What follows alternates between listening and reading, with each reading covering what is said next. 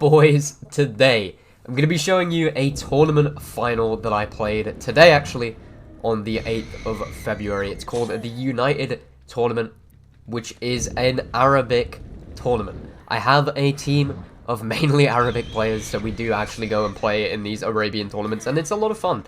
I can't lie, I do enjoy them quite a lot. But quickly at the start, I'm going to go over the rules for this tournament because they are very, very survivor-sided, to say the least. And I do kind of want to distract because my start for this game was not the best at all, so I might as well go and talk about something else. Anyway, in competitive Dead by Daylight, the general rules, which are considered balanced by most PC teams, or most PC teams that I've talked to, is one of each perk across the board for survivors. Well, this tournament was quite a bit different. Bearing in mind as well that Nurse normally gets double recharge. She wasn't allowed that in this tournament either. It was yellow and brown.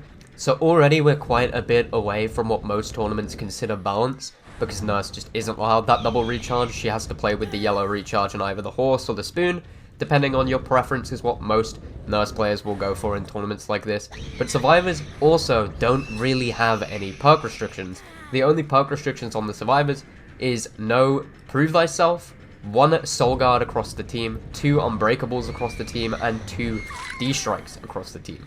2 D-Strikes is considered standard in most tournaments, but this isn't considered balanced. You would call this a survivor-sided tourney. So when you put all of these together, it's pretty heavily weighted in the survivor's favor. So I just want you to keep in mind when you're watching this game.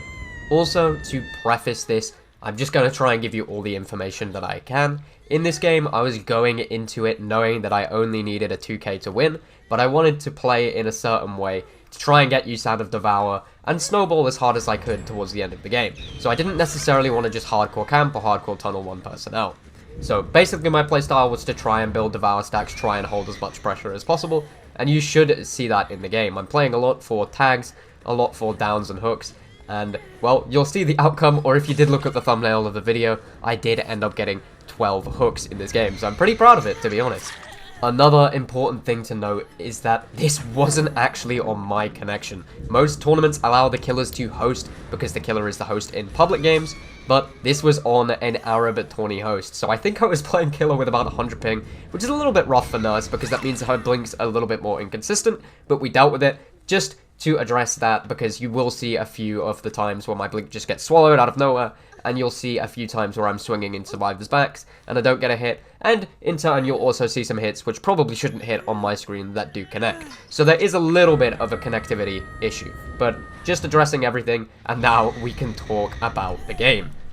So already off the start, I didn't have the best start in the world, but I knew I was chasing in my active gens. And basically, if you are chasing in your active gens with Corrupt and Ruin, what that combo will do for you is it makes it hard for them to work on any gens. And if I do get a down in the area, then I can literally just down it and I can flick between 2 gens and nuke their progress down. Because what will happen a lot in these tourneys, and what I told my survivor team to do, is that you take the first chase in the corrupted gens. If you're taking them in the corrupted gens, that means all of the other survivors, or the 3 other survivors on the map, can work on the active gens, and you can get 3 gens done in 80 seconds. And you think, in this game, 80 seconds, it sounds like a long time, but it's really not at all. When you think he has to down the survivor through a dead hard as well, even if he is a Nurse, he has to wait for the yellow recharge, which is slower on top of that. So he has to wait for the yellow recharge, he has to down the survivor, hook the survivor, and then travel across the map to the gens from the corrupted gens. So 80 seconds for this is not a lot of time at all.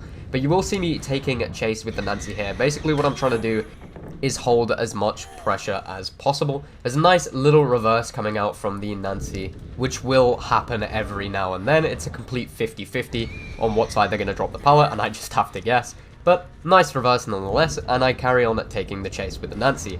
Basically, what I'm trying to do here is just spread as much pressure, get hooks, but I do have to play around 4 dead hards, which is incredibly difficult as Nurse, especially if you are juggling chase, because you have to remember who's exhausted, who's not, and you need to get those downs as quick as possible. With the yellow recharge and the dead hard, you're losing very valuable seconds in chase, and if a tournament team is playing well, they should be punishing you by getting as many gens done, or as much gen pressure down on the board as possible whilst you are chasing.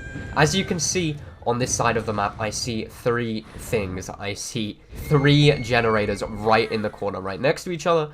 as well as that is see a totem right across next to Coal Tower. See, being the nurse, I don't actually have to worry about going up the stairs to monitor that gen, so I'm just holding this area. The Coal Tower gen is actually really difficult to do against a nurse, because if she catches you on that gen, she can get a free hit if you're still on it, and my terror radius is always going to be on all 3 of these gens when I am in the area, because of how close they actually are. So I have one gen that's in a dead zone with the hill, I have one gen that's kind of a dead zone in the middle of the map, but they could make it to, you know, the boxes next to the gen, or into the jungle gyms, and then I have Coal Tower, which is a really difficult gen to do against the nurse. That's why I decided to hold down this area of the map. And then you can see my first little bit of tourney play, which you do see a lot. I'm sure there are a lot of people going to the comments like, oh, you're a camper, you're a noob, but this is standard in tourney play. You need to make sure that you're getting as much value as possible from all of your hooks, and if I do have a hook right in the middle of my 3-gen, I should be either forcing a trade, a down for the unhook, or best case scenario, I get a grab. So now we are down to everybody injured, 1 hooked, and 1 gen left. So, in theory, this shouldn't last for very long, and the survivors should try to bash out a gen as soon as possible. But I'm trying to play as much as possible to defend these gens, even though I did lose my ruin on the first cleanse, which is just unlucky with this build. Hopefully, it would be the Haunted, but it's a 50-50 on whether they get either my Devour or my Ruin, or my Haunted Grounds, and I just didn't win it this time. It happens, it's unlucky. I also know that I'm on 1 stack of Devour, and it's in my best interest to try and build that. I do see them going from injured to healthy in my bottom left though, and I know that they're not on any 3 of the gens, so I quickly push their reset location, and then I get back to the hook, knowing that she only has about 20 seconds left of her first state to try and push her into stage 2 and get as much value from this as possible. I do see the survivor coming in for save, and then straight away we're going to do that thing again of trying to deny the save as much as possible. Again, this is standard in tourney play. I would never do this in a public game, but this is standard in tourney play. And this, you will see the other person hosting is now really coming into effect, with multiple grab cancels, until I eventually realize the pattern that she is spamming the unhooks in, and I manage to get a grab, pushing that survivor into the stage 2 as well. The 2 survivors that are coming for the save were quickly just trying to spread as much pressure as possible, although the Cheryl did play well there by sort of just hiding line of sight. That is how you typically play against the nurse, hide line of sight and be unpredictable. And now we come back to the hook and the LED on the floor. I do get blink bug there, which does happen. It happens in all aspects of the game, whether you are in a pub game or you are in comp, and sadly nothing can be done about it. It just happens. I do miss a blink on the Cheryl there because she has some nice movement, and then they actually claw themselves out of that position, which is really, really good from them. They picked the survivor up off the floor, they got an unhook, really, really good. I'm still holding my 3-gen though, and I still have 3 survivors injured, so it's not the end of the world, and we can carry on playing, knowing that all I need is a 2k to win this game, but obviously, in the back of my head as a killer main, I really, really do want that 4k. I do know that nobody is on a generator right now, so I do pursue this Nancy, because she's running into a dead zone. I take that free tag, and she can go off and reset with her medkit, if I haven't already worn them all down by now. And there you see my blink getting swallowed by the Coal Tower. It happens, unlucky, and then I'm straight back over to the gen that they've been pressuring in my 3-gen for most of the game, and you do see the 2 survivors that were on it. Straight away, I'm damaging this gen because I want to get the progress down as much as possible, and I don't have my rune to do that for me. And I just want to keep them in this game, build my Devour stack, and then as soon as we hit the 3 stacks, we can turn the tides of this game. Because a 3-stack Devour insta-down nurse is one of the scariest things on this game. And this is exactly what I'm doing here, is I assume that they're going to reset and they're kind of pushing off my gens because everybody was injured. It would be the smartest thing to do. So I push up on the LED, we get a down away from the 3-gen, and now I can go back to my 3-gen, and when they save, I'll get my 3rd Devour stack, and then we can start wrecking. But she has Deliverance, which completely fucked my plan, but it happens. And the LED is now off of hook, and now I have to think of another way to get my 3rd Devour stack. But a nice dead hard from the Cheryl there, and we're back to pretty much exactly where we were before. A 3-gen and 4 survivors injured. All we have now is an extra hook down, but that doesn't really help me when the scoring system of this tournament is quite literally just escapes and deaths. I get nothing for hooking the survivors whatsoever. I also did get a swing cancel there, which was really frustrating, because if I just swung through that pellet, I would have actually caught the Cheryl, and then I would have got my 3rd Devour stack.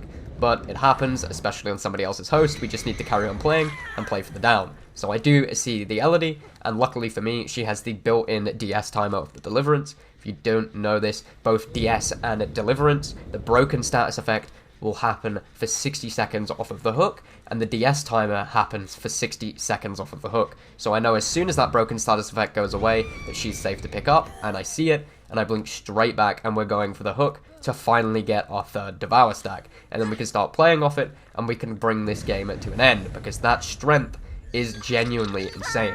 I still have the Hex Totem next to the Coal Tower on the left, so I keep this in mind, and I'm just sort of hoping that this is my Devour. They pop my Haunted, and as you can see, if I look over there, yep, I check it, it's still my Hex. That's really, really good for me. That's really huge. I expected the Cheryl to double back into the pallet there to try and maybe get a stun or a reverse, but she didn't end up doing it. She just sort of W-keyed through the pallet, which is well played to her. And I sort of flick off and go back to my gen because I assumed they would be pressuring it, and it was a good call from me. They had 3 on that gen, and they got it pretty damn close. So it's a really, really good call from me to drop that chase. And now I'm pursuing the Fang because I know I don't have to deal with a Dead Hard, and I do have insta-downs. So I can quickly down the Fang just to hold a little bit more pressure, and then get back to my gen and make sure it's not about to pop or anything. Again, good call from me to go back to the gen, because the Elodie was straight back on it straight away, and I think it was the Cheryl who was also pursuing my gen. This really confused me actually, because I have no idea what happened there. I don't know if it was server desync or a Dead Hard, but she seemed to literally teleport. She was nowhere near where my blink was or where she was before I blinked. But it's okay, it happens. I'm sort of just checking my Hex Totem to make sure I keep my Devour up for as long as possible, and I'm just checking my gens. I know the entire time I don't really have to worry about Cold Tower too much, because as soon as they get any progress on that gen, the pistons will start churning and it will start making a noise, which I'll be able to hear on my headset, and then I can blink straight up there with the insta-downs of Devour and just down whoever's up there, or I can go and play off of the drop down. Again, not really too sure what happened there. I'm not sure if it was a Dead Hard or if it was a spin. Either way, well played to the Cheryl, and we go back to our gens. So we look at the gen in the corner, it's not getting progress, we check the totem, we check the gen, they're pushing it again, and now I'm actually going to go for a second blink on this, and we do get the down on the Cheryl. It was a good second blink, but to be honest, she really shouldn't be in that area without the protection of Dead Hard or another health state. And we put her right in the middle of the map, up against the water tower, with a view to all 3 of our gens and the Hex Totem, which we need to protect. And straight away, we see the Elodie on that Hex Totem. I do swing there, not really too sure why it whiffs, but I'm just going to put that down to not my connection again. And we quickly flick back to the Fang, controlling our 3 gen. Although she has the elusive Dead Hard, which has came out many, many times in this game, and we can't really do a whole lot against that as a nurse. It's not too much you can do against that, especially if you are on a weird ping, because it's kind of hard to outplay the Dead Hard when you're not on your own 0 ping or 12, whatever you would get to a server. But we do down the Nancy, which is really good from us, because she is fully healed, and we can sling her on a hook. We go up to 4 stacks of Devour, because they save on the water tower, and now we can just play it off of the 3 gens, the Devour totem, and I think this is a death hook. Which it is. Perfect. Straight away, I flick back to the Elodie. I do down her on the Hex, because I want to make sure that I keep that Devour up, so that was the first thing I was prioritizing off of that hook, because I did have a lot of downtime in which they could have got the totem off.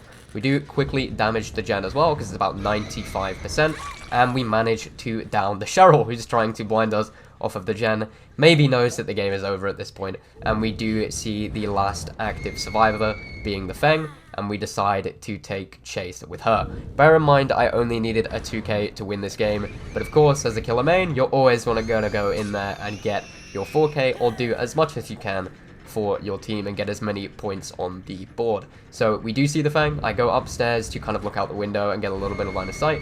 I do see the Cheryl pathing towards the Elodie, and I assume that she would go straight for the Elodie, but she actually got on the gen there, so I didn't really expect that. And now I know that the Elodie is Death Hook. I think the other 2 are Death Hook too, and I can just hook her as long as if there isn't a flashlight save to be had. And I just checked quickly that there wasn't, and now we can hook the Elodie and win the game.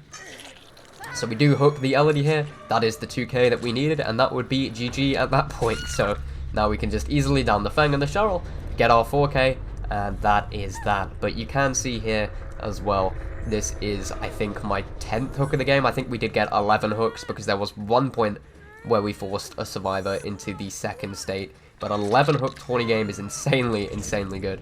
And you can even see the results at the end of the game here being, I got 31,900 points in the game, and I think I got 4 iridescent emblems as well on a double pip.